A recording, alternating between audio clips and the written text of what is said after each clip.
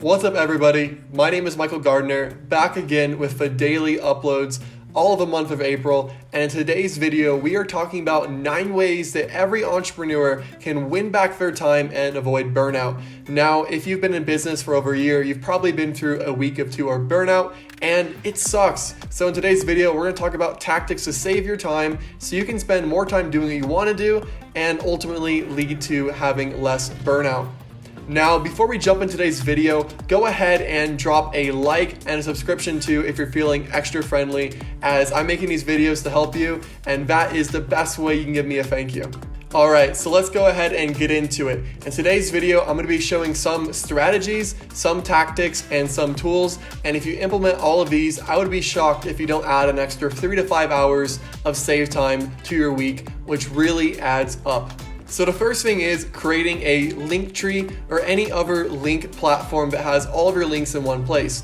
You probably get all the time, hey man, what's your website? Or how can I book a call with you? Or what is your Instagram? Innocent little questions like these require you going to the source, grabbing a link, and sending it to your prospect. By having a Linktree, you can have all of your links in one place, and it saves you a lot of micro time transactions and really does help out. And a bonus tip, on your phone, you can create a text replacement. For me, if I put link T, it'll automatically put my Linktree link and send it to anybody asking me a question, which over the course of months or years saves a ton of time. The second thing is never manually scheduling a phone call. I always use Calendly. Really, any scheduling tool works. Acuity I know is popular too, but not manually scheduling phone calls will save you so much time. No going back and forth on when you're available or when you're not available. Time zones are god awful, so this can help you a ton in not wasting that time back and forth scheduling a meeting and just sending them your calendar and having them choose when it's best for them. And 2 bonus tips on this. One of them is for your Calendly link, you can set up a text replacement on your phone. For me, if I type Calendly, it can go ahead and automatically put my most generic Calendly link. And a second tip is instead of putting your meetings at 30 minutes, try putting them at 20 minutes. That way, if you do go over, you're likely not to run into the next meeting you have scheduled.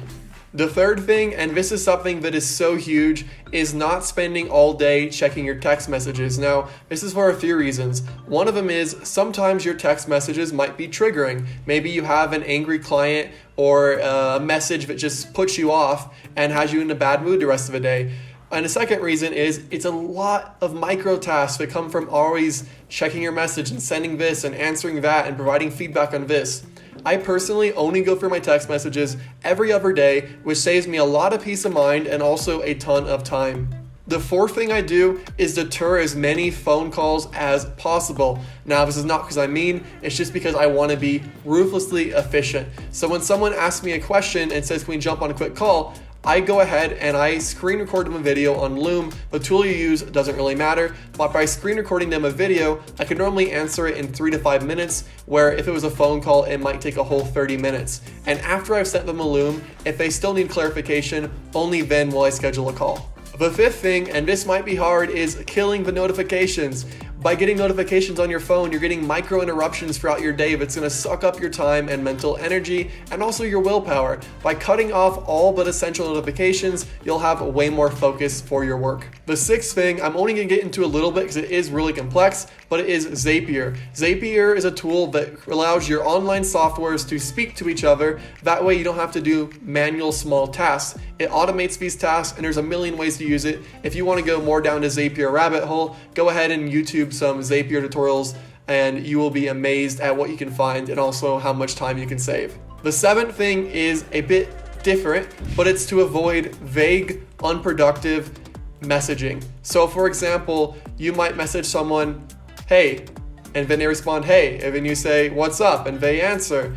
And you're doing little pieces, and it drags the conversation on. For example, if I'm talking to a team member, I like to use if this, then that messaging. Now, I'm gonna go ahead and read off my computer an example. If you were gonna be messaging a graphic designer, you might wanna say, hi name, hope you're well. Note, I didn't ask how he was because that adds an extra layer to the conversation. I just said, hope you're well. It's still formal and nice, but it's not creating unproductive dialogue. I'm looking to get this graphic created and include the instructions and details. If you're able to do this and the price is under a set number, please go ahead and start on it and send the finished copy as a JPEG file to my email and then give the email before date. If this is not possible or you need further explanation, please let me know and also include details on what you need clarified.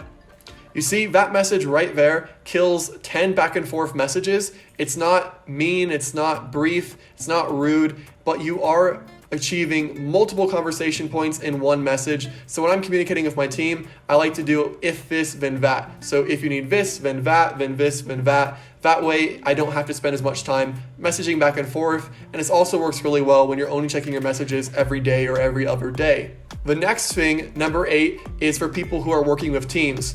This is giving your team a small financial allowance. For example, a lot of people on my team know that if a problem costs under $25 to fix it, you don't need to ask me, you can just go do it. Let's say you're on Canva and you want to download an image, but you need a premium membership, which is $9 a month. My team knows rather than ask me, if it's under $25, they are okay to go and spend that money and get it done. This keeps things moving along and also keeps less questions coming to me for me to answer. So if you do have a team, consider giving them a small allowance, and as a bonus, you can go ahead and give them a prepaid vanilla card. That way you don't actually have to share your card details with them for security reasons. Now the 9th thing and the biggest thing on this list is saying no. And this is such a problem for so many entrepreneurs. They have a very difficult time telling people no, but the more you say no, the better your work that you do is going to be, and also the more time you have to focus on projects. So saying no to things is a hard skill to develop, but as you get better at it,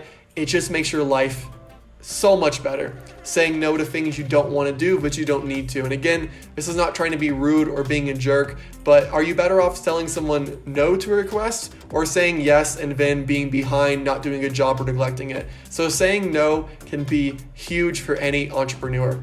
Now, I hope you enjoyed these 9 tips, tactics, strategies to avoid burnout by saving time for every entrepreneur. I highly encourage you to go ahead and go implement these, because just knowing them isn't going to save you time. Implementing is. So go ahead, go choose 2 or 3, implement them, and also leave a comment on which of these was your favorite tip, tactic, or strategy. And I will see you guys in tomorrow's video.